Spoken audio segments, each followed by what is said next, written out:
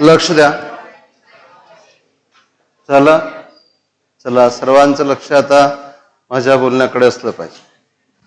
कालपर्यंत मी तुम्हाला मीटरच्या 2 डेफिनेशन सांगितले. काय? मीटरच्या 2 डेफिनेशन. तर कोण सांगेल पहिली डेफिनेशन काय होती मीटरची? कशी मराठीत सांगितली तरी चालेल, हिंदीत सांगितली तरी चालेल.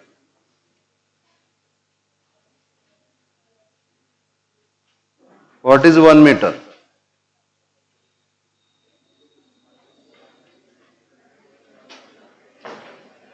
लक्ष द्या. लक्ष इकडे. कशाची डेफिनेशन पाहिजे आपल्याला? मीटरची डेफिनेशन किंवा 1 मीटर म्हणजेच मीटरची डेफिनेशन आपल्याला पाहिजे आहे. काय केलं होतं पहा. आता बोलू नका. मीटर सांगायचं आपल्याला, मीटर डिफाईन करायचं आहे. तर लक्ष इकडे सर्वांचं. पहिल्या डेफिनेशन मध्ये लिहिलं होतं आपण velocity of light in vacuum. लक्ष द्या. Velocity of light in vacuum. काय असते velocity of light in vacuum? C = 3 × 10⁸ metre per second. याचा अर्थ लक्ष द्या. याचा अर्थ काय झाला की 3 × 10⁸ metre distance is travelled in 1 second. Okay, एका सेकंदात एवढं डिस्टन्स. मग एवढं डिस्टन्स ट्रॅव्हल होण्यासाठी 1 सेकंड लागला. बरोबर आहे. आणि म्हणून 1 मीटर डिस्टन्स ट्रॅव्हल होण्यासाठी किती टाइम लागेल? इक्वलने लिहित आहे मी, असं लिहित आहे. तर 1 हा नंबर इकडे घ्या. 3 × 10⁸ सेकंड. ओके, म्हणून एवढ्या सेकंड मध्ये जेवढं अंतर ट्रॅव्हल होणार that is 1 metre is the distance travelled by the light in 1/3 × 10⁸ second in vacuum. समजलं का? म्हणजे जो स्पीड ऑफ लाईट आहे त्याचा काय केला? रेसिप्रोकल. तेवढे काय घेतले? सेकंड. ओके, सो समजलं का? तर टाइम किती घेतला? Reciprocal of speed of light. पण तो कशामध्ये घेतला? सेकंड मध्ये घेतला. मागे चेअर आहे का बघा? मागे चेअर आहे का?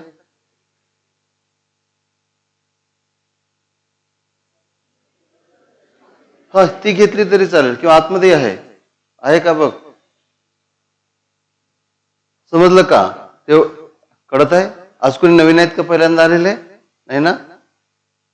ओके, तर काय करायचं? स्पीड ऑफ लाईट तुम्हाला लर्न आहे. किती आहे speed of light? 3 × 10⁸ metre per second. त्याचा काय करायचा? रेसिप्रोकल. तेवढे काय घ्यायचे? सेकंड. तेवढ्या वेळात लाईट जेवढं अंतर ट्रॅव्हल करणार in vacuum that distance is nothing but 1 metre. ही एक 1 मीटरची डेफिनेशन केली होती. ओके, नंतर आणखी एक 1 मीटरची डेफिनेशन केली होती, जी शेवटी आपण अगदी स्टार्टिंगला केली होती. ठीक आहे. तुम्हाला सांगितलं होतं एक होता राजा. कोणत्या वर्षाची गोष्ट? 1650 सालची गोष्ट. बरोबर आहे. आणि पुढे वय किती होतं? 76. बरोबर. मुलं किती होते? 3. सरदार किती होते? यस, 73. आता राजधानी काय होती? राजधानी होती क्रिप्टॉन 86. बरोबर आहे. आता काय झालं? एवढं सांगून थोडं चालणार. मग क्रिप्टॉन 86 मधल्या 2 काय घेतल्या? Hyper fine level. कोणत्या लेवल घेतल्या? Hyper fine. एकाच लेवलमध्ये 2 लेवल असतात. त्यामध्ये हा इलेक्ट्रॉन काय करत आहे? जम्पिंग करत आहे. जम्पिंग करत आहे म्हणजे त्याला वरून खाली यायला आणि पुन्हा त्याच ठिकाणी जायला जेवढा टाइम लागते दॅट इज कॉल्ड 1 पिरियड. बरोबर आहे, याचे बरोबर 1 पिरियड समजलं. खाली आला आणि पुन्हा त्याच ठिकाणी गेला त्याला 1 पिरियड म्हणतात. आणि त्याचे किती पिरियड घ्यायचे, एवढे पिरियड घ्यायचे. बरोबर आहे, आणि एवढे ऑसिलेशन झाल्यानंतर एवढे पिरियड किंवा एवढे ऑसिलेशन झाले आणि जेवढा काही टाइम लागला असेल तो काय झाला 1 सेकंड. ही सुद्धा डेफिनेशन हा काय झाला 1 मीटर. ही डेफिनेशन कशाची आहे 1 मीटरची आहे. कळलं का? आणि तुम्हाला सेकंडची डेफिनेशन तयार करायला सांगितलं होतं. फक्त सेकंड मध्ये इथे क्रिप्टॉन असतो. सेकंडची डेफिनेशन करताना कोणता ॲटम घेतात, सीझियम ॲटम घेतात. सीझियम ॲटम मधला आपण इलेक्ट्रॉन उड्या मारून राहिला म्हणजे तो काय इमिट करणार, रेडिएशन इमिट करणार. कोणत्या कलरचं radiation, orange red. Okay, orange red कलरचं रेडिएशन. रेडिएशन म्हणजे एक प्रकारचे काय आहे वेव्ह. वेव्हला काय असते वेव्हलेंथ. तर अशा किती सायकल घेतल्या, बरोबर आहे, अशा किती सायकल व्हायला किंवा किती व्हायब्रेशन व्हायला टाइम जेवढा लागेल दॅट इज कॉल्ड 1 सेकंड. तो नंबर मी तुम्हाला लक्षात ठेवायला सांगितलं होतं. कोणी पाहिला का? अरे यार, या तुमच्यासाठी चेअर घेऊन यायला लागतील तुम्हाला खालून. मी दररोज आपण चेअर आणतो वर, पण इथे असतील. कळलं का? ते एक लक्षात ठेवायचं. इकडे बघा, तर कशाला डिफाईन करायचं 1 सेकंडला. लक्ष द्या, 1 सेकंडला डिफाईन करायचं आहे. बरोबर. ॲटम कोणता घेतला, सीझियम ॲटम घेतला, सीएस नाही, सीझियम ॲटम घेतला. त्यामधल्या 2 लेवल्स घेतल्या. त्या लक्ष द्या, त्या लेवलमध्ये इलेक्ट्रॉन काय होत आहे, जम्प करत आहे. कुठलं तरी रेडिएशन बाहेर पडेल वगैरे वगैरे. ऑरेंज रेड असंच असलं पाहिजे असं काही नाही. मला वाटतं ऑरेंज रेड माझं चुकलं, ते मला वाटतं बहुतेक क्रिप्टॉन मध्ये आहे असं काहीतरी आहे. पण याचे काय मोजायचे, व्हायब्रेशन्स मोजायचे. आणि एक पर्टिक्युलर व्हायब्रेशन नंबर झाला की that is called as 1 second. तुम्हाला फक्त एवढंच लक्षात ठेवायचं आहे की कोणता ॲटम आहे सीझियम 1 सेकंडची डेफिनेशन करताना, आणि 1 मीटरची डेफिनेशन करताना ॲटम कोणता आहे क्रिप्टॉन. ओके, क्रिप्टॉन 86 आहे. ठीक आहे, तर इथपर्यंत काही प्रॉब्लेम नाही. आणि यावरचे असे क्वेश्चन विचारणार नाही खूप जास्त. थेरॉटिकल पोर्शन आहे हा. क्वेश्चन विचारतात जास्त मॅथमॅटिकल. ओके, तर आपण आपल्या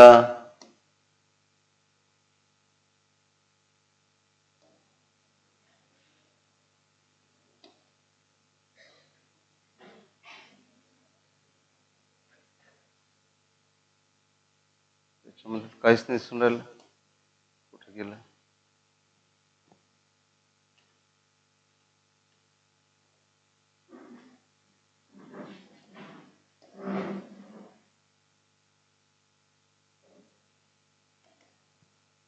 कुठपर्यंत आलो होतो आपण, क्वेश्चन नंबर कुठपर्यंत, यस 16 पर्यंत.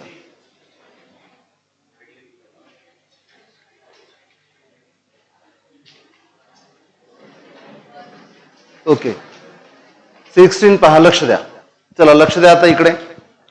खरं म्हणजे हे ना खूप अगोदरच झालेलं असलेलं असायला पाहिजे होतं तुमचं 8, 9, 10th मध्ये. पण असू द्या, आता झालंही असेल तरी एकदा आपल्याला रिवाइज करायचं. पहा नीट लक्ष द्या. एक क्वेश्चन जर क्लिअर होत असेल तर एकासोबत 10-12 क्वेश्चन तुमचे क्लिअर व्हायला पाहिजे. ती चेअर घ्या आणि इथेच बसून जा, समोरच बसा. पहा लक्ष द्या, मी काय बोलत आहे, एका लक्ष इकडे द्या. काढे. तर hertz is the unit of, बघा हर्ट्ज काय कशाचं युनिट आहे, फ्रिक्वेन्सी. पण फ्रिक्वेन्सी समजली पाहिजे. ओके, या चॅप्टर मध्ये आपल्याला त्याच गोष्टीवर जास्त भर द्यायचा आहे की फ्रिक्वेन्सी काय आहे. हा लक्ष द्या, फ्रिक्वेन्सी समजली पाहिजे. फ्रिक्वेन्सी कशाला असेल, लक्ष पूर्ण माझ्या बोलण्याकडे असलं पाहिजे तुमचं. लक्ष द्या, लक्ष इकडे माझ्याकडे पाहायचं. इकडे जी मोशन पिरियडिक असेल, जी मोशन काय असेल, पिरियडिक मोशन असेल. पिरियडिक मोशन कशाला म्हणतात, जर लक्ष द्या, लक्ष इकडे द्यायचं माझ्याकडे.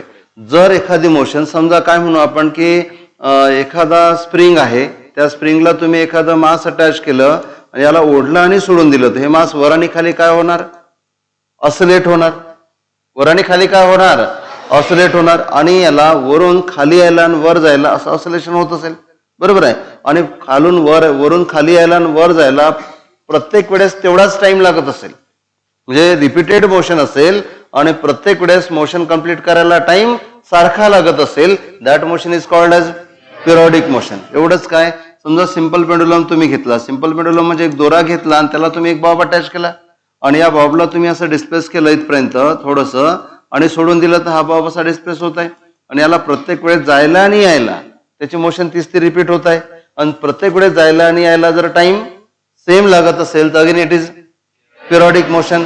एवढंच काय, समजा तुमच्या क्लासमध्ये लागलेला पंखा आहे, समजा हा फॅन आहे, बरोबर आहे, आणि हा गोल फिरत आहे असा आणि या पात्याच्या टोकाला किंवा पात्याला एक राऊंड पूर्ण करायला प्रत्येक वेळेस टाइम सेम लागत असेल तर याची मोशन काय झाली?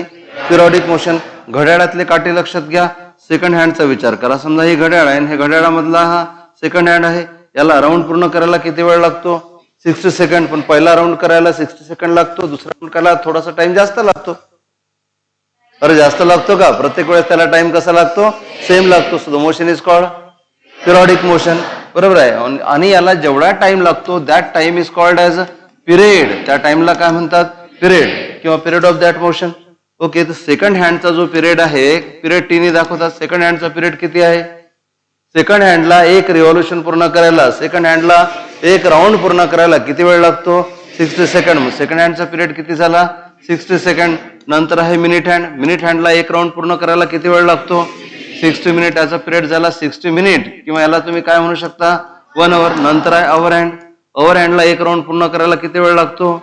12 आवर्स. याचा पिरियड काय झाला? 12 आवर. अर्थही तसंच आहे, अर्थ स्वतःभोवती रोटेट होत आहे है ना, स्वतःभोवती काय होत आहे? रोटेट होत आहे. मग अर्थच्या रोटेशनसाठी अर्थचं काय होत आहे? रोटेशन होत आहे. अर्थला स्वतःभोवती एक राऊंड पूर्ण करायला किती वेळ लागतो? 24 आवर. तो काय झाला? अर्थच्या रोटेशनचा पिरियड. पण ऍट द सेम टाइम ही अर्थ कोणाभोवती फिरत आहे? सन भोवती फिरत आहे. प्रत्येक वेळेस टाइम कसा लागतो? सेम. असं होते का एक वर्षांना 365 दिवस आणि दुसऱ्या वर्षी 200 दिवस? असं कधी झालं का? प्रत्येक वेळेस कसं झालं? टाइम सेम लागतो. So time taken by the earth to complete one revolution. हे काय होतं? स्वतःभोवतीचं रोटेशन. आणि सन भोवतीचं काय आहे? Revolution. The time taken is किती? 365 डेज. लीप इयर वगैरे वगैरे तो कॉन्सेप्ट आपण याच्यामध्ये घालणार नाही. ओके, तर ह्या मोशन काय झाल्या? पिरियॉडिक मोशन झाल्या. समजलं का? ह्या मोशन काय झाल्या? Periodic motion. आता विचार करा, लक्ष द्या. समजलं? पिरियॉडिक मोशन मध्ये आपण एकदा मोशन कंप्लीट व्हायला लागणारा टाइम मोजतो. So time taken by the body or particle to complete the motion once, बरोबर आहे, is called as period and the motion is called as periodic motion. The motion which repeats itself. Motion स्वतःला काय करते? Repeats itself again and again in equal intervals of time. बघा मी काय म्हटलं? Motion which repeat itself. जी motion, लक्ष द्या, जी लक्ष इकडे, जी मोशन स्वतःला काय करते? रिपीट करते. म्हणजे ऑसिलेशन असू द्या किंवा हे व्हायब्रेशन असू द्या किंवा पंख्याच्या पात्याची मोशन असू द्या, ती स्वतःला काय करत आहे? रिपीट करत आहे. अगेन अँड अगेन, पुन्हा पुन्हा रिपीट करत आहे आणि with equal interval of time. प्रत्येक वेळेस राऊंड पूर्ण करायला टाइम कसा लागतो? सेम लागतो. सच मोशन्स आर कॉल्ड.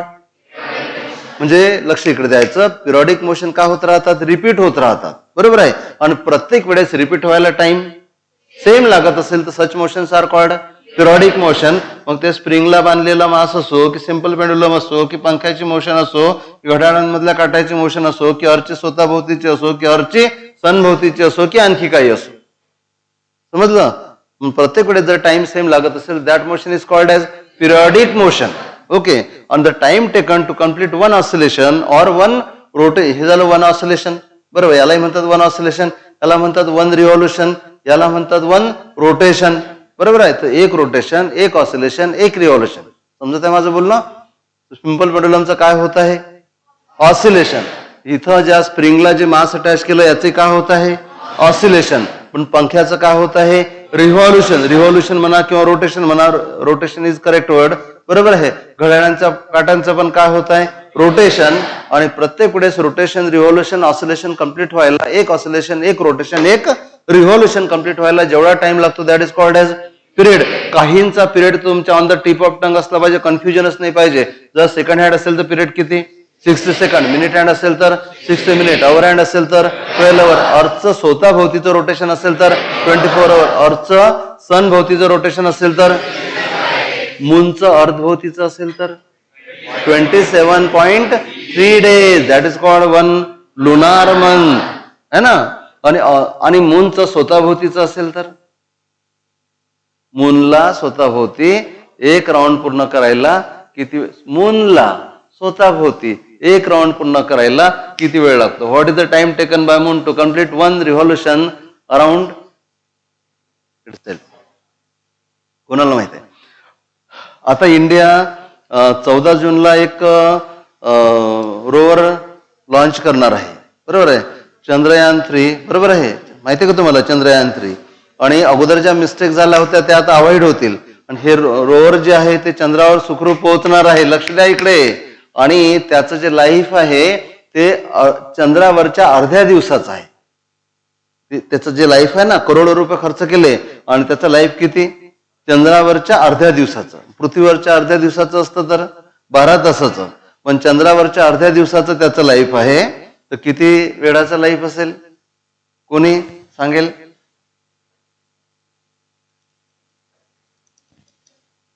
मूनला स्वतःभोवती एक राऊंड पूर्ण करायला किती वेळ लागतो? 14 डेज. किती? 14 डेज. एक राऊंड पूर्ण करायला किती वेळ लागतो? 14 डेज. आणि अर्ध चंद्र दिवसाचं त्याचं लाईफ आहे. म्हणजे ते जे वर्क आहे ते किती दिवस वर्क करणार आहे? Only 7 days. बरोबर आहे? So what is the period of moon rotation of the moon around itself? 14 days. मूनला स्वतःभोवती पूर्ण करायला किती वेळ लागतो? 14 डेज. मूनला अर्धभोवती राऊंड पूर्ण करायला किती वेळ लागतो? 27.3 डेज. लहान लहान गोष्टी माहिती असल्या पाहिजे. आपण लहानपणापासून पाहतो चंद्रमामाला स्वतःभोवती एक राऊंड पूर्ण करायला किती वेळ लागतो याही कधी सांगतच नाही. आणि त्या चंद्रमामाला अर्धभोवती एक राऊंड पूर्ण करायला किती वेळ लागतो याहीलाही माहित नाही. बरोबर आहे? फक्त चंद्रमामा कुठं आहे, चंद्रमामा कुठं आहे, नाही का? तर चंद्रमामाबद्दल ह्याही गोष्टी असायला पाहिजे. पण तुम्ही मात्र तुमच्या मुलांना सांगाल की बेटा चंद्रमामा याला ना एक राऊंड वर सांगाल ना. अरे एक पिरियड तर येणारच आहे ना. आम्ही तुमच्या स्टेजमधून गेलो, तुम्हाला जेवढेच मुलं होतील तुम्ही ते नाही सांगणार चंद्रमामा, तुम्ही हे पण सांगणार त्यांना बेटा चंद्रमामा आहे हा ज्यावेळेस स्वतःभोवती एक राऊंड पूर्ण करतो अर्थवरचे 14 दिवस जातात, हा ज्यावेळेस अर्थभोवती एक राऊंड पूर्ण करतो 27.3 डेज लागतात. एक महिन्याच्या आतमध्ये हा पूर्ण करतो. 2.5 दिवस बाकी असतात. सांगणार ना? ओके. तर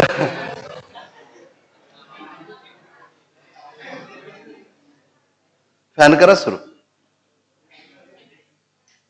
वरचे द्या ना, सर्व सुरू करून द्या. सर्व बटन सुरू करा.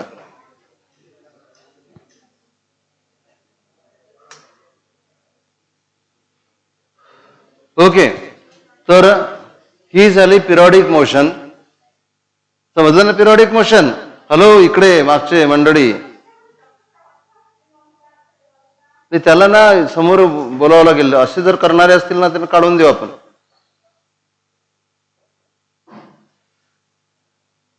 आणि तुमचा चेहरा पाहिल्याबरोबर माझ्या लक्षात येईल तुम्ही काय करून राहिले. त्यामुळे तुम्ही चोरी करायचा प्रयत्न नका करू किंवा चोरून तुम्हाला काही ऍक्टिव्हिटी करता येत असतील तर तुम्ही लपलेलं नाही आहे. बरोबर आहे? तुमच्याकडे पाहिल्याबरोबर लक्षात येऊन जाते की तुमचं लक्ष कुठे आहे म्हणून. Okay. Such motion is called as periodic motion. Okay.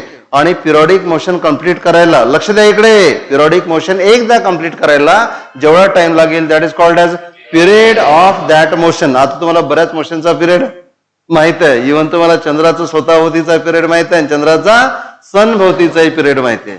Isn't it? Okay. Sorry, अर्धभोवतीचा. ओके. आणि पहा आता लक्ष द्या. आता ह्या बॉडीचे एका सेकंदात बघा, एका सेकंदात जेवढे ऑसिलेशन पूर्ण होतील, number of oscillations completed. Okay. Number of oscillations completed in 1 second. एका सेकंदात जेवढे ऑसिलेशन कम्प्लीट होतील. पण 1 सेकंद पेक्षा बेटर वर्ड आहे युनिट टाइम. मग तो 1 सेकंद असेल किंवा 1 मिनिट असेल किंवा 1 तास असेल. म्हणून आपण 1 सेकंदने लिहिणार. काय लिहिणार? Unit time. Unit time may be, त्या युनिट टाइमचं एक्झाम्पल काय असणार? It may be 1 second, it may be 1 minute, it may be 1 hour, it may be 1 day. That term is called as frequency. त्याला काय म्हणतात? फ्रिक्वेन्सी. म्हणजे frequency कोणाला असते? पिरियडिक मोशनला. बरोबर आहे? आणि एकदा पिरियडिक मोशन पूर्ण करण्यासाठी जेवढा टाइम लागला that is called as period. आणि पिरियडचं युनिट काय असणार? Period is time. टाइमचं युनिट काय असणार? It may be second, it may be minute, it may be hour, it may be day. Okay. It may be lunar month etcetera. समजलं का? तर हा काय झाला? पिरियड झाला. आणि पिरियडिक मोशन जर असेल तर time taken by the body to complete किंवा number of oscillations completed by the body in unit time. Unit time मध्ये जेवढे नंबर ऑफ ऑसिलेशन्स असतील, व्हायब्रेशन असतील, रोटेशन असतील, रिव्हॉल्युशन असतील. पंख्याचे काय होत आहेत?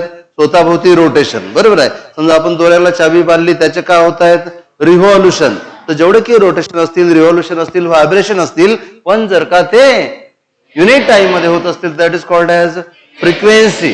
त्याला काय म्हणतात? फ्रिक्वेन्सी. समजलं का? Frequency. Frequency is applicable for periodic motion.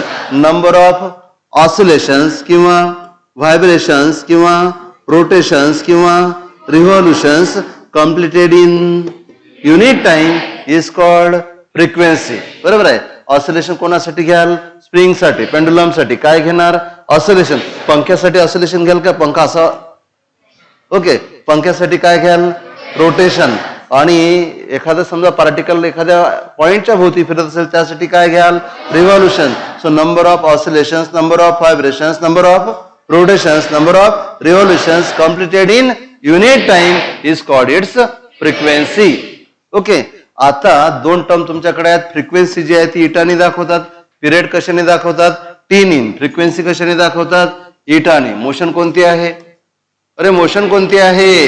Periodic motion. Motion आहे पिरियडिक. पिरियडिक मोशनला आपल्याला दोन गोष्टी सांगता येईल. एक सांगता येईल त्याचा पिरियड. पिरियड कशाने दाखवतात? कॅपिटल टीने. नंतर तुम्हाला सांगता येईल त्या फ्रिक्वेन्सी. फ्रिक्वेन्सी कशाने दाखवता येईल? इटाने. जनरली ही इटाने दाखवतात. It may B denoted by F. F ने पण दाखवतात, इटाने पण दाखवतात. काय कशाने दाखवतात? इटा की गोटे? गोटे बिटे नाही ना, इटाच फक्त. विटा, त्या विटा असतात. हा इटा आहे, गोटेशी याचा काही संबंध नाही आहे. ओके. तर हा झाला फ्रिक्वेन्सी. आणि लक्ष द्या, पिरियड आणि फ्रिक्वेन्सी मधलं रिलेशन तुम्हाला समजलं पाहिजे. काय पिरियड आणि फ्रिक्वेन्सी मधलं रिलेशन? मी एक एक्झाम्पल सांगतो की एक पार्टिकल गोल फिरत आहे का? बरोबर ना. तुम्हाला असं रिअलाइज झाली पाहिजे कोणती गोष्ट. एक पार्टिकल ना असं गोल फिरत आहे आणि त्याला एक राऊंड पूर्ण करायला हाफ सेकंड लागतो. एक राऊंड पूर्ण करायला हाफ सेकंड लागतो. हाफ सेकंड काय झाला? त्याचा पिरियड. म्हणून हा जो पार्टिकल गोल फिरत आहे याचा जो पिरियड आहे, ओके, हा पिरियड कॅपिटल टी ने दाखवला. आणि हा किती आहे? Half second. मला सांगा आता, एका सेकंदात त्याचे किती रिव्हॉल्युशन होतील? 2. एका सेकंदात किती रिव्हॉल्युशन होतील? 2. एका सेकंदात जेवढे रिव्हॉल्युशन झाले ती काय झाली? फ्रिक्वेन्सी. फ्रिक्वेन्सी काय झाली? 2. समजलं का? पिरियड किती आहे? हा, पण फ्रिक्वेन्सी काय झाली? 2 झाली ना. म्हणजे तुम्ही पिरियड काढताना, फ्रिक्वेन्सी काढताना पिरियडचा काय केला? रेसिप्रोकल केला. 1/2 चा reciprocal 2. So period and frequency are reciprocals of each other. Period माहित असेल तर फ्रिक्वेन्सी माहित आहे, फ्रिक्वेन्सी माहित असेल तर पिरियड माहित आहे. म्हणून फ्रिक्वेन्सी लिहिताना यांच्यामधलं रिलेशन जर विचारलं तुम्हाला तर फ्रिक्वेन्सी इज इक्वल टू काय लिहिता येणार? Frequency equal to 1 period. Frequency आणि पिरियड कसे आहेत? They are reciprocals of each other. जर तुम्हाला पिरियड माहिती असेल तर don't worry about frequency. Frequency माहिती आहे तर डोंट वरी अबाउट पिरियड. कळलं का? कधी पिरियडचं काम पडते, कधी फ्रिक्वेन्सीचं काम पडेल आपल्याला. आणि लक्ष द्या आता, आणि एका सेकंदात, लक्ष द्या, एका सेकंदात जेवढे व्हायब्रेशन होत असतील किंवा रोटेशन होत असतील किंवा रिव्हॉल्युशन होत असतील, बरोबर आहे, किंवा ऑसिलेशन होत असतील, त्यालाच म्हणतात 1 हर्ट्झ. त्याला काय म्हणतात? हर्ट्झ. ओके. एका मिनिटात होत असतील त्याला हर्ट्झ नाही म्हणत. So number of rotations completed by the particle in 1 second, number of vibrations completed by the particle in 1 second is called hertz. समजलं हर्ट्झ काय? हर्ट्झ कशाचं युनिट आहे? फ्रिक्वेन्सीचं युनिट आहे. याला तुम्ही हर्ट्झ लिहू शकता आणि हर्ट्झला तुम्ही पर सेकंड लिहू शकता. पर सेकंड म्हणजे एका सेकंदात जेवढे राऊंड पूर्ण होतील. इट मे बी समजत आहे तुम्हाला? ओके. तर याला काय म्हणता येणार तुम्हाला? तर हर्ट्झलाच काय म्हणता येणार तुम्हाला? हर्ट्झ म्हणजे काय? एका सेकंदात कंप्लीट होणारे रिव्हॉल्युशन. याला तुम्ही असं लिहू शकता RPS, रिव्हॉल्युशन पर सेकंड, किंवा रोटेशन पर सेकंड. यालाच तुम्ही असे लिहू शकता S⁻⁻⁻1. म्हणजे RPS लिहिलं तरी हर्ट्झच आहे, पर सेकंड लिहिलं तरी हर्ट्झच आहे. पर सेकंड असं पण लिहू शकता. It can be written as 1/s. कळलं का? दिस इज हर्ट्झ. टर्म हा चॅप्टरच असा आहे की या चॅप्टरमध्ये ना खूप साऱ्या टर्म्स येतात आणि त्या आपल्याला चांगल्या तऱ्हेने समजलेल्या पाहिजेत. ज्या बेसिक टर्म्स आहेत त्याही समजलेल्या पाहिजेत. ओके, पिरियॉडिक मोशन समजली. कशाला म्हणतात? जी मोशन पुन्हा पुन्हा रिपीट होत आहे, प्रत्येक वेळेस रिपिटेशनला टाइम सेम लागत आहे. The motion is called as periodic motion. The motion which repeats itself again and again. The motion which repeats itself again and again, and every time taken by the particle or the motion required to complete one time taken to complete one time motion is same everywhere. The motion is called as periodic motion. Time taken by the particle to complete one revolution or one rotation or one vibration or one oscillation is called period, and number of oscillations completed in unit time is called frequency, and frequency and periods are reciprocals of each other. So eta equal to 1 by t or t equal to 1 by eta, आणि एका सेकंदात जेवढे vibration होत असतील that is called, एका सेकंदात जेवढे vibration होत असतील that is called hertz. 1 hertz that may be RPS. RPS म्हणजे रिव्हॉल्युशन पर सेकंड, किंवा त्यालाच पर सेकंड म्हणतात, किंवा त्यालाच 1/s म्हटलं तरी चालेल. ओके, आता पहा काय होते इथे. हा पहा, एक एक पॉईंट किती डिटेल जाऊ शकतो, आणि असा माहिती असला तर त्याचा उपयोग होतो. पहा, लक्ष द्या. समजा मी तुम्हाला म्हटलं की एक बॉडी फिरत आहे, त्या बॉडीची फ्रिक्वेन्सी आहे से फ्रिक्वेन्सी इटा इक्वल टू 120 RPM. काय आरपीएम? आरपीएमचा मतलब काय असणार? Revolution per minute. Revolution per minute. म्हणजे एका मिनिट मध्ये जर 120 रिव्हॉल्युशन होतात तर एका सेकंड मध्ये किती? जास्त की कमी? एका मिनिट मध्ये 120 रिव्हॉल्युशन होतात तर एका सेकंड मध्ये जास्त की कमी? कमी विद्यार्थी सांगून राहिले. जास्त वाले पण आहेत. कोण कोण आहे हा जास्त वाले? कोण कोण आहेत? एका मिनिटात जर 120 रिव्हॉल्युशन तर एका सेकंदात जास्त की कमी? जास्त थोडे ना होता. तुम्हाला म्हटलं की एका मिनिटात तुम्ही एवढे धावता, एका सेकंदात त्याच्यापेक्षा जास्त. अरे नाही का? एका समजा मिनिटात तुम्ही 4 राऊंड मारून राहिले हॉलमध्ये, तुम्हाला म्हटलं एका सेकंदात किती? तुम्हाला 8, 10, 50 उलट झालं ना. अरे एका मिनिट मध्ये जेवढे राऊंड होतील बरोबर आहे, एका सेकंदात त्याच्यापेक्षा कमी होतील. किती पटीने कमी होतील? 60 पटीने कमी होतील, 60 पटीने कमी होतील. होतील ना? हा, तर एका मिनिटात 120 झाले, एका सेकंदात किती? नाही डोकं काही, एक मिनिट, काहींचं डोकंच नाही लागून राहिलं. तुम्ही सांगा, मला सांगा, एका मिनिट मध्ये किती राऊंड झाले? 120. एका मिनिट मध्ये 120 बरोबर आहे. तर एका मिनिट मध्ये म्हणजे किती? 60 सेकंड. 2 मिनिट मध्ये घेतले तर 2 मिनिट मध्ये किती झाले? 120. तर एका मिनिट मध्ये किती झाले? समजा असं घेतलं तर 60. एका मिनिट मध्ये 60, तर 1 मिनिट म्हणजे किती सेकंड मध्ये? 60 सेकंड मध्ये किती झाले? 60. तर एका सेकंड मध्ये किती होतील? 1. हेच टेक्निक इकडे वापरा है ना. 2 मिनिट मध्ये 120 राऊंड झाले, एका मिनिट मध्ये इथे अर्ध केलं तर इथे अर्ध केलं, किंवा 2 ने डिवाइड केलं. एका मिनिट मध्ये 60. 1 मिनिट म्हणजे किती? 60 सेकंड मध्ये 60, तर 1 सेकंड मध्ये 1. आता आपण हे करू की इथे एका मिनिट मध्ये, लक्ष द्या, एका मिनिट मध्ये किती राऊंड झाले? 120. एका मिनिट मध्ये 120 रिव्हॉल्युशन झाले. 1 मिनिट म्हणजे किती? 60 सेकंड मध्ये किती झाले? 120 रिव्हॉल्युशन. 60 सेकंड मध्ये 120, तर 1 सेकंड मध्ये किती? हा 60 खाली घ्या, 120/60 रिव्हॉल्युशन बरोबर आहे. किती वेळात? 1 सेकंड बरोबर आहे. म्हणून 1 सेकंड मध्ये किती होतील? तर तुम्ही काय कराल? 120 डिवायडेड बाय 60. 120 डिवायडेड बाय 60 म्हणजे किती? 2. ओके, रिव्हॉल्युशन पर सेकंड. रिव्हॉल्युशन पर सेकंडलाच काय म्हणतात? हर्ट्ज.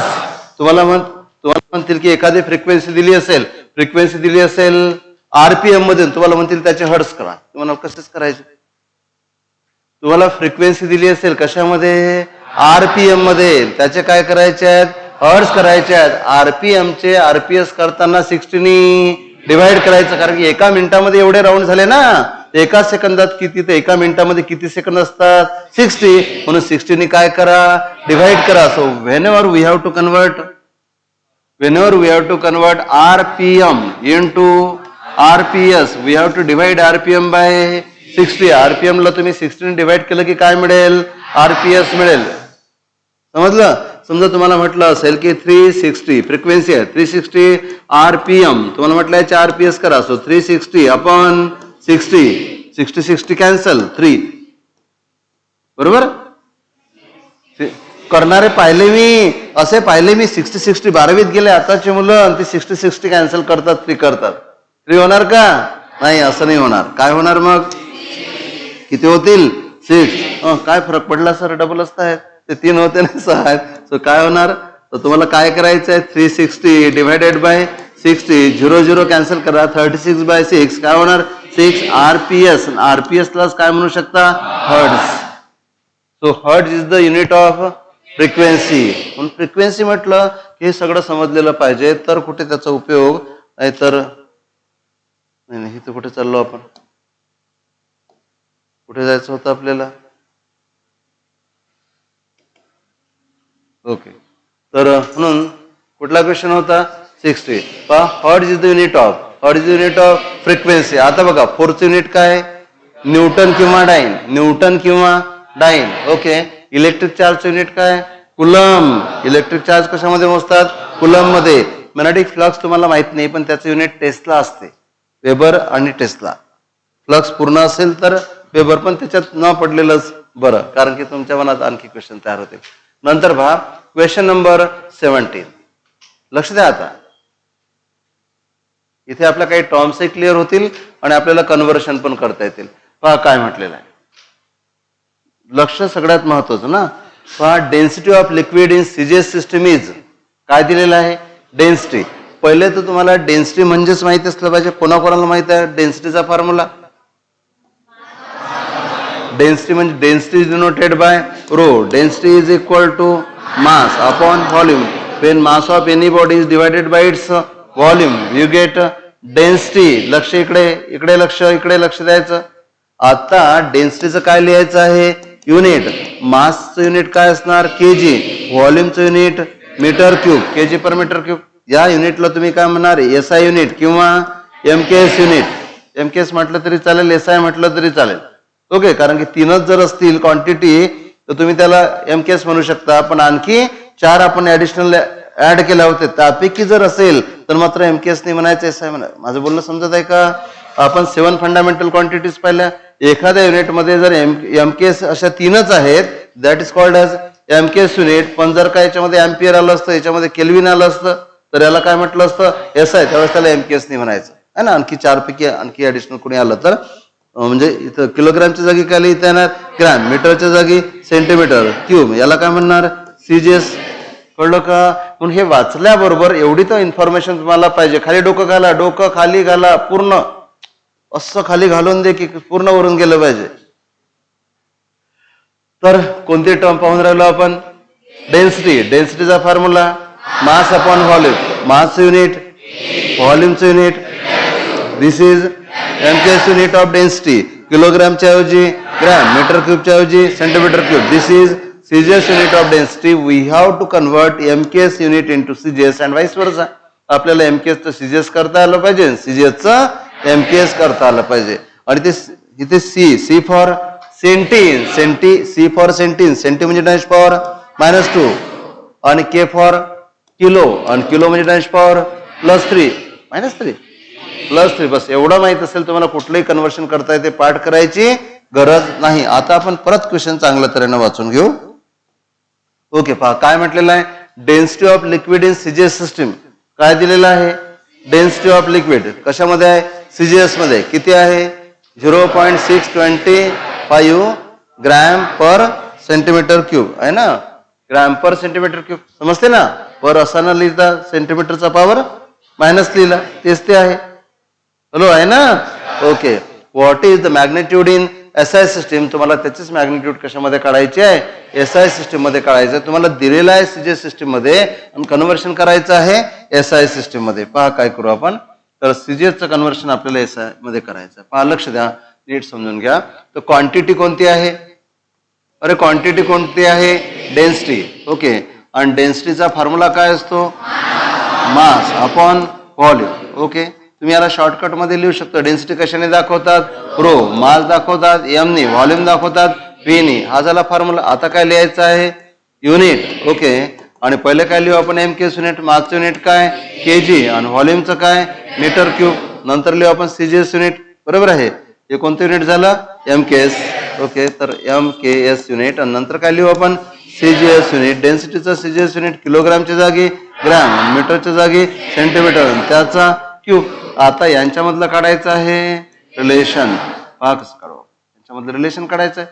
तुम्ही ह्याला घेऊन काढलं तरी चालेल, यालाही घेऊन काढलं तरी चालते. पहा आपण काय करू, 1 kg पर मीटर क्यूब. काय 1 kg पर मीटर क्यूब. अगदी सिंपल आहे. kg per metre cube. मला सांगा के म्हणजे 1000 म्हणजे 10 क्यूब. मीटर म्हणजे 100 सेंटीमीटर आणि त्याचा क्यूब. 100 म्हणजे 10 स्क्वेअर. 10 स्क्वेअरचा क्यूब. द 10⁻³ खाली काय येणार 10⁻6 आणि वरते काय येणार ग्रॅम. आता हे नाही राहिले, किलोग्रॅमचे काय झाले ग्रॅम, खाली काय येणार सेंटीमीटर क्यूब. हा 10⁻6 वर घेतला तर काय होणार 10⁻, वरते आहे 3, हा 6.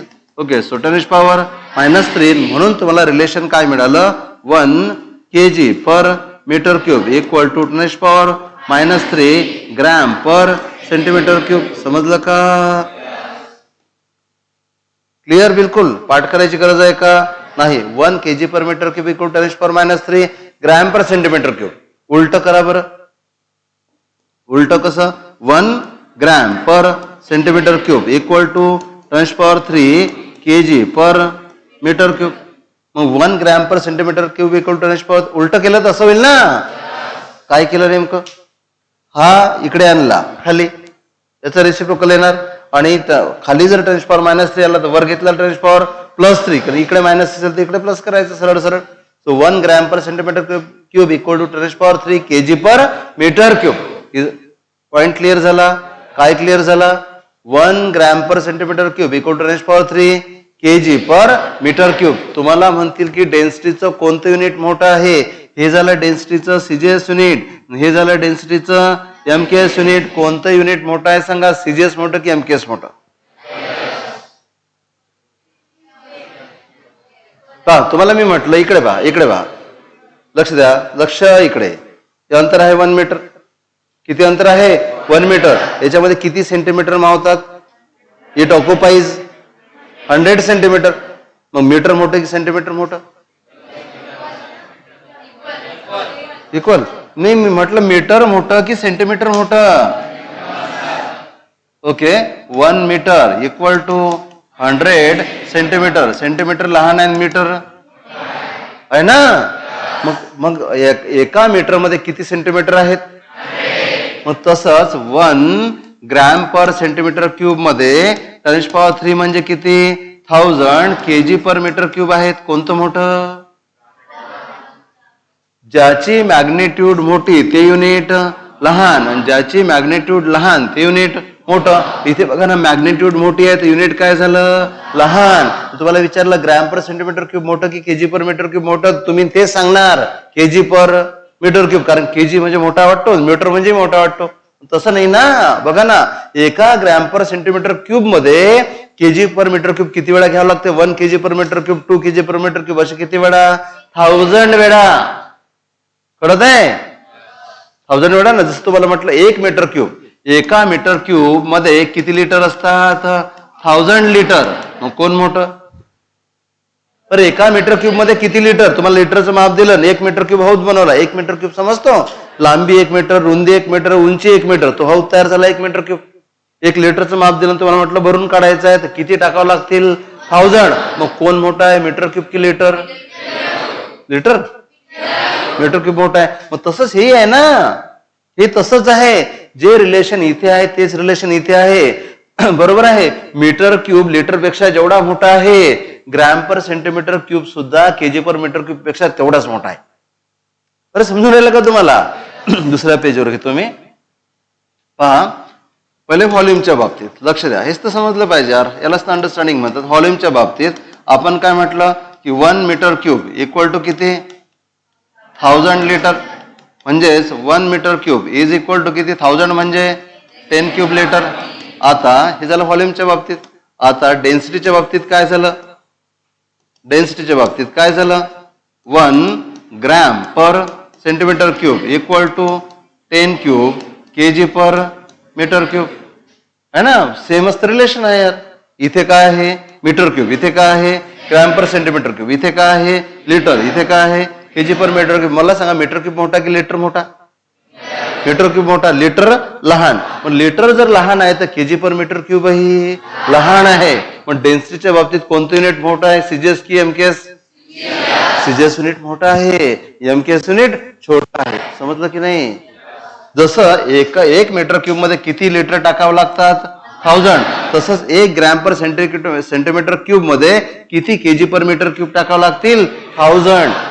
जे रिलेशन लिटर आणि मीटर क्यूब मध्ये आहे तेच रिलेशन डेन्सिटीचं सीजीएस युनिट आणि एमकेएस युनिट मध्ये आहे. कळलं का?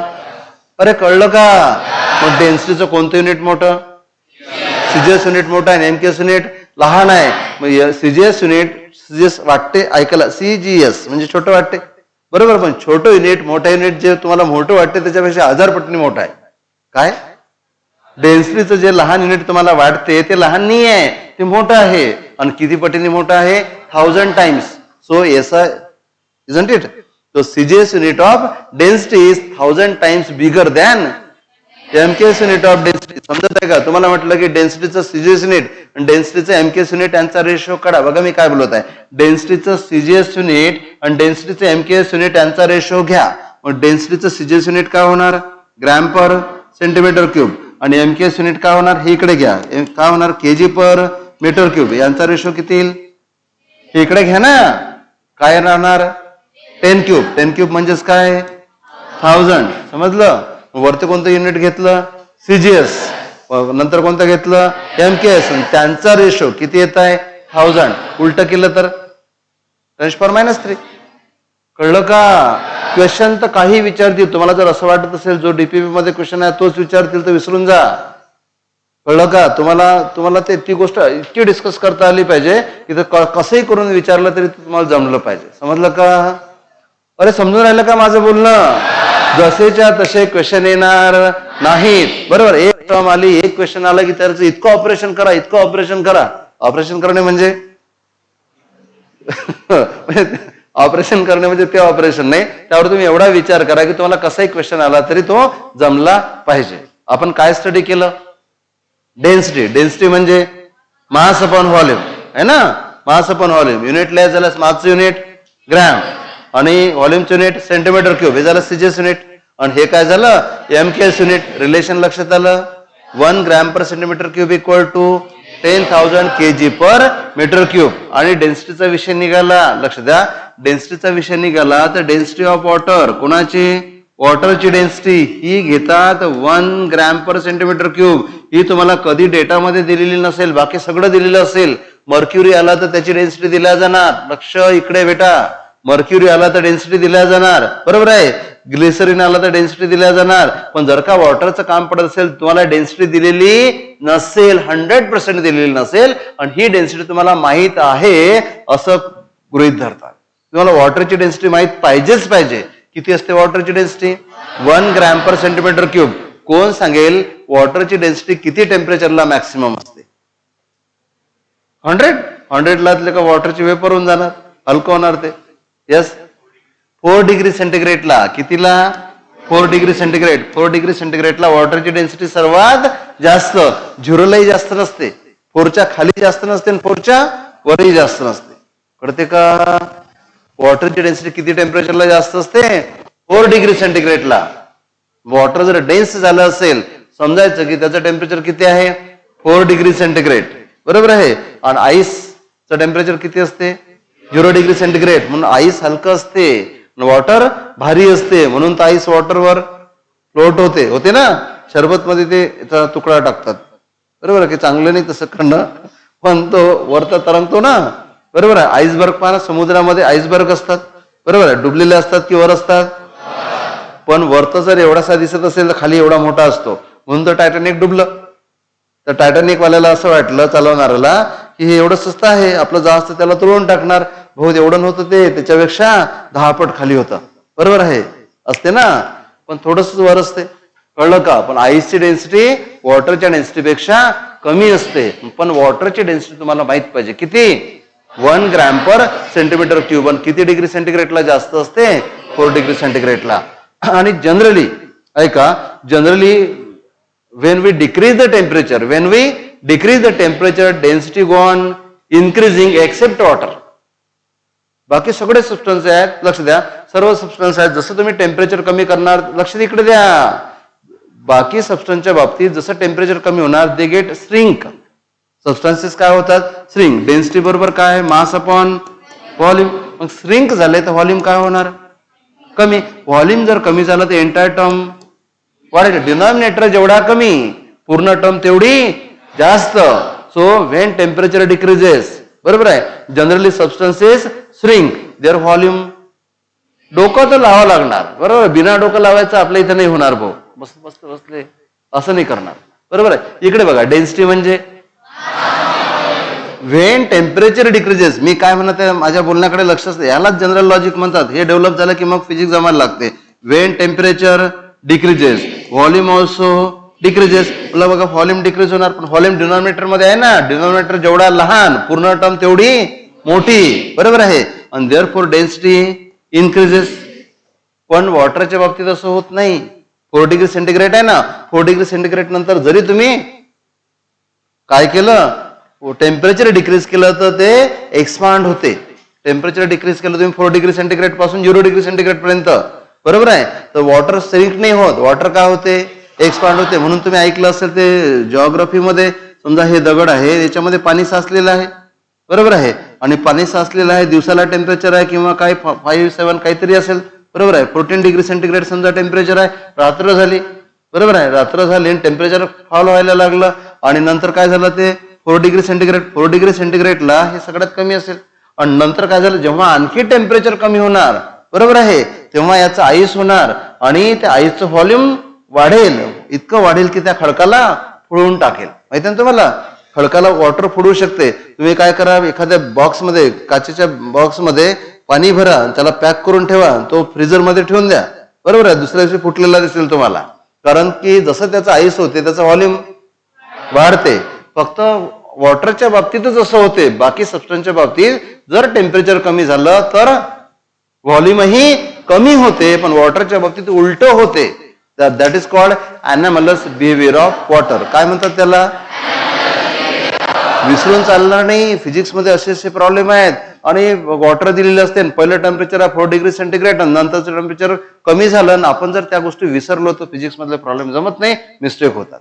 कळलं का? लहान लहान गोष्टीचा यूज फिजिक्स मध्ये केलेला असतो. समजलं का? आता आपला क्वेश्चन मागच राहिला नाही का? तो क्वेश्चन काय होता, आता तुम्हाला रिलेशन समजलं. काय रिलेशन आहे, 1 gram per centimetre cube equal to 10⁻³ अरे 1 gram per centimetre cube equal to 10⁻³ लक्षात राहील काय? लक्षात राहील, equal to 10⁻³ kg per metre cube. मी ज्यावेळेस तुम्हाला ऍक्टिव्ह करण्याचा प्रयत्न करतो त्यावेळेस ऍक्टिव्ह राहा. 1 gram per centimetre cube equal to kg per metre cube. Okay, जर का तुम्हाला ग्रॅम पर सेंटीमीटर क्यूब दिलं असेल तर हे कोणतं युनिट झालं, CGS. KG per metre cube कोणतं युनिट झालं, एमकेएस.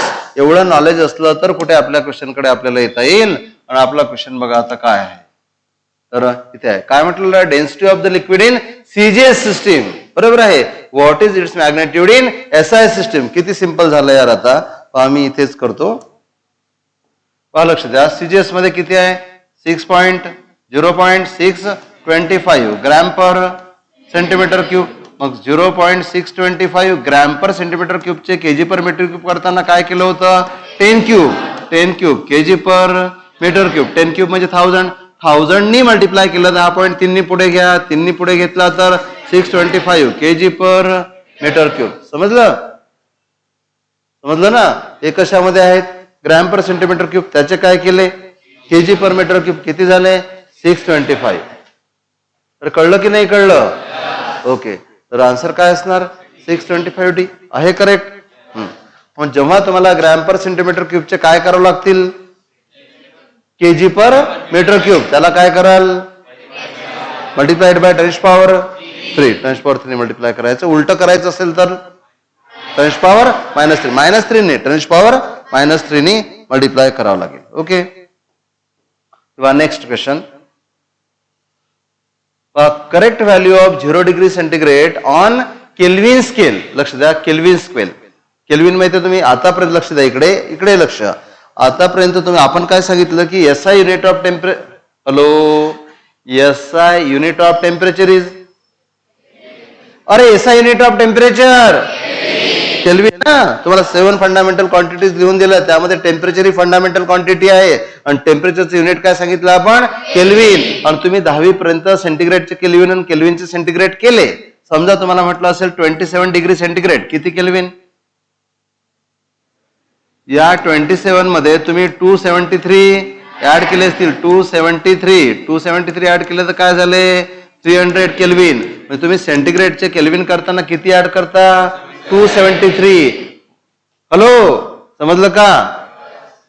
हा, समजा तुम्हाला म्हटलं असेल 0 डिग्री सेंटीग्रेड मग तुम्ही काय करणार, 0 + 273 काय होतील, केल्विन. पण आतापर्यंत तुम्ही करेक्ट जे करत आले ते अप्रॉक्सिमेट होतं. आता एक लक्षात ठेवा, 0 मध्ये किती ऍड करावं लागेल, 273.15. काय, 273.15 नॉट 16. काही ठिकाणी 16 दिलेला आहे, पण तुम्हाला 273.15 ऍड करावं लागेल. म्हणून 0 डिग्री सेंटीग्रेड म्हणजे किती केल्विन, 273.15 केल्विन. मग पहा इथे, तर समजलं का. तर काय आहे, the correct value of 0 degree centigrade on kelvin scale किती होणार, 273.15 केल्विन. लक्षात आलं. पण जनरली कॅल्क्युलेशन करताना आपण किती ऍड करतो, 273. सो म्हणून सेंटीग्रेड मध्ये ऐका बरोबर, सेंटीग्रेड मध्ये 273 ऍड केले की त्याचं कन्व्हर्शन केल्विन मध्ये होते. केल्विन मधून 273 मायनस केले की त्याचं कन्व्हर्शन सेंटीग्रेड मध्ये होते. हा एक चॅप्टर होईपर्यंत इतके कॉन्सेप्ट क्लिअर होऊन जातं, त्याच्या नंतर खूप वेळा काम तुम्हाला पडणार. कळलं का. Any problem. ओके, 1-2 क्वेश्चन घेऊ आपण. काय म्हटलेलं आहे पहा, newton per metre square is SI unit of. Newton म्हणजे काय, फोर्स, आणि मीटर स्क्वेअर म्हणजे काय, एरिया है ना. इथे काय म्हटलेलं, Newton per metre square. Newton म्हणजे फोर्स आणि प्रेशर म्हणजे मीटर स्क्वेअर म्हणजे area. Force upon area is pressure. Force upon area pressure. पण आणखी काही येतात, त्या पुढे येणार आहेत तुम्हाला. प्रेशर म्हटलं तरी चालेल, थ्रस्ट म्हटलं तरी चालेल, स्ट्रेस म्हटलं तरी चालेल, आणि मॉड्युलस म्हटलं तरी चालेल. मॉड्युलस, आता हे तुम्हाला मॉड्युलस काय आहे, 3 प्रकारचे मॉड्युलस असतात. Young's modulus, bulk modulus, modulus of rigidity. एखादा सबस्टन्स किती ओढला जाऊ शकतो, यंग्स मॉड्युलस. बरोबर आहे. एखादा बॉल आहे, व्हॉल्यूम आहे, किती कॉम्प्रेस होऊ शकते, बल्क मॉड्युलस. एखादा स्प्रिंग आहे, एखादी बॉडी किती ट्विस्ट होऊ शकते, किती त्याचा शेप बदलू शकतो, that is modulus of rigidity. कळते का तुम्हाला. इलास्टिक बघा ना, खूप ओढू शकता तुम्ही. बरोबर आहे. त्याला इलॅस्टिसिटी म्हणतात. मग लेन्स रिलेटेड जर चेंजेस होत असतील तर त्याला यंग्स मॉड्युलस म्हणतात. व्हॉल्यूम्स रिलेटेड चेंजेस जे आहे त्याला बल्क मॉड्युलस म्हणतात. आणि शेप्स रिलेटेड चेंजेस जे आहे त्याला मॉड्युलस ऑफ रिजिडिटी म्हणतात. मॉड्युलस जरी वर्ड आला, स्ट्रेस जरी आला, थ्रस्ट जरी आला, प्रेशर जरी आला, तर सर्वांचे युनिट काय आहे, Newton per metre square. Newton per metre स्क्वेअरला एक दुसरा वर्ड आहे, कोणता, पास्कल. कळलं का. म्हणून पास्कल किंवा न्यूटन पर मीटर स्क्वेअर कशाचं युनिट आहे, प्रेशरचं किंवा थ्रस्टचं किंवा स्ट्रेसचं. तुम्हाला स्ट्रेस काय, stress is nothing but force upon area. पुढे शिकायला मिळेल. फोर्स अपॉन एरिया म्हणजे काय, स्ट्रेस. आणि याला काय म्हणतात, मॉड्युलस ऑफ इलॅस्टिसिटी. काय, हॅलो इकडे लक्ष. Modulus of elasticity. पहिला यंग्स मॉड्युलस, कोणता, यंग्स मॉड्युलस. दुसरा बल्क मॉड्युलस, कोणता, बल्क मॉड्युलस. आणि तिसरा रिजिडिटी मॉड्युलस, कुठला, rigidity modulus. Young's modulus length related असतो, बल्क मॉड्युलस बल्क म्हणजे व्हॉल्यूम्स रिलेटेड असतो, आणि modulus of rigidity shapes related असतो. ही इलॅस्टिसिटी मधले आहेत. ती इलॅस्टिसिटी मध्ये बेटर तुम्हाला शिकायला मिळते. एनर्जीचं युनिट काय असते, एनर्जीचं युनिट काय असते, एकच. एनर्जीचं युनिट लक्ष द्या. एनर्जीचं युनिट जूल पण असते, एनर्जीचं युनिट अर्क पण असते, एनर्जीचं युनिट इलेक्ट्रॉन व्होल्ट पण असते, आणि एनर्जीचं युनिट किलो वॅट आवर पण असते. समजते का. जूल पण कशाचं युनिट आहे, अर्क कशाचं युनिट आहे, इलेक्ट्रॉन व्होल्ट व्होल्टेजचं युनिट नाही आहे. इलेक्ट्रॉन व्होल्ट कशाचं युनिट आहे? लहान लहान पार्टिकल असतात ना इलेक्ट्रॉन सारखे, त्यांची एनर्जी जूलमध्ये नाही मोजत, कशामध्ये मोजतात? Electron volt. किलोवॅट आवर एनर्जीचं युनिट आहे. कॅलरी सुद्धा एनर्जीचं युनिट आहे, कळते? हा, तर हे कशाचे युनिट झाले? एनर्जीचे. फोर्सचे युनिट. आणि आणखी जर तुम्हाला न्यूटन मीटर म्हटलं तर हे कशाचं युनिट? न्यूटन काय झाला? न्यूटन काय झाला? फोर्स. मीटर काय झालं? Displacement. Force into displacement work. Work is the form of energy. Newton metre कशाचं युनिट असू शकते? एनर्जीचं. पण एनर्जीसाठी न्यूटन मीटर वापरत नाहीत. कळलं का तुम्हाला? ओके, फक्त हाच एक क्वेश्चन पूर्ण करू आपण. मोमेंटम. मोमेंटम कशाने दाखवतात? पी नी. Mass into velocity. मासचं युनिट केजी, वेलॉसिटीचं मीटर पर सेकंड. किलोग्रामच्या जागी ग्रॅम, मीटरच्या जागी सेंटीमीटर. सेकंड असतात. हे कशाचे युनिट आहेत? मोमेंटमचे. प्रेशरचे ते पाहिलंच आपण. राहिलो कोण? फोर्स. फोर्सचं युनिट दुसरं एक आहे न्यूटन, दुसरं आहे डाईन, आहे ना? ओके. आणि 1 न्यूटन इक्वल टू 10⁵ डाईन. अभ्यास करताना असा करायचा. पहिले ऑप्शन पाहायचं, दुसरंही पाहायचं, तिसरंही पाहायचं, त्याच्याबद्दल जे जे आपल्याला माहित आहे ते सगळं रिकॉल करून टाकायचं. कळलं का? नाही तर मग newton per metre square is the unit of pressure चालले पुढे. सध्या नका करू असं. ज्यावेळेस टेस्ट घेऊ आपण त्यावेळेस तसंच करायचं, त्यावेळेस असं नाही करायचं. मग टेस्ट मध्ये करत बसाल. बरोबर आहे? कळलं का? ओके. रिमेनिंग आपण उद्या कंटिन्यू करू. हा पेपर होईपर्यंत बरेचसे कॉन्सेप्ट आपले क्लिअर होते. ओ एक यस का नाही? राहू द्या, आता वेळ होत आहे. 1 मिनिट लक्ष द्या.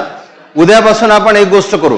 हॅलो, उद्या शनिवार आहे. लक्ष इकडे माझ्याकडे. उद्या शनिवार आहे. रविवारी तुम्हाला तुमच्यावर वर्क करायला चांगला टाइम मिळेल. आपल्याला आपल्यावर वर्क करावं लागते ना, की नाही करावं लागत? माइंडवर वर्क करावं लागते, हॅबिट्सवर वर्क करावं लागते, सवयीवर. बरोबर आहे? कॉन्सन्ट्रेशनवर. चित्त जे असते आपलं, काहींचं चित्त खवळलेलं असते. बरोबर आहे? काही फारच शांत असतात, समजलं ती त्यांना समजत नाही. काही तर डोकं खाली घालून देतात, तर बस वर्क करायची गरजच नाही. तर आपल्याला आपल्यावर वर्क करायचं आहे. उद्या शनिवार आहे. उद्यापासून काय करा तुम्ही? तुमच्या पेरिफेरीमध्ये ज्यांचा कोणाचा रिझल्ट चांगला असेल, खूप चांगला असेल, त्याच्यासारखं बनायचा प्रयत्न करा. नाहीतर मग आपला जो रिझल्ट आहे आपण टाकतच राहतो ग्रुपवर, तो घ्यायचा, तुमच्या स्टेटसवर टाकायचा आणि सांगायचं स्वतःला की I will be there in next time. बरोबर आहे? प्रत्येक शनिवारी असं काहीतरी करत जाऊ आपण आणि ते लक्षात ठेवायचं. आणि मग फक्त टाकलं स्टेटसला असं नाही, किती जणांनी पाहिलं ते नाही पाहायचं. हा, ते नाही पाहायचं. हा रिझल्ट मिळवण्यासाठी हॅलो मला काय काय करणं गरजेचं आहे नोट करून ठेवायचं. पहिला पॉइंट, माझं काय ड्रॉबॅक आहे? माझं चित्त लागत नाही, मी टाइमपास करतो. बरोबर आहे? मी गोष्टी जास्त करतो, मी फालतू गोष्टी करतो. सगळी निगेटिव्हची लिस्ट काढा आणि ती एक एक गोष्ट इलिमिनेट करा. कळलं का? तर कुठे पुढच्या वर्षी आपला रिझल्ट, पुढच्या वर्षी म्हणजे तुमच्या रिझल्टच्या वेळेस आपला रिझल्ट चांगला येईल. समजलं? ते बा जे बोलून राहिले त्यांना काय समजलं असणार. कळलं का? तर उद्या येताना अशी ऍक्टिव्हिटी करायची आहे तुम्हाला. चला ठीक आहे. चला, थँक्यू व्हेरी मच. बाकी उद्या पण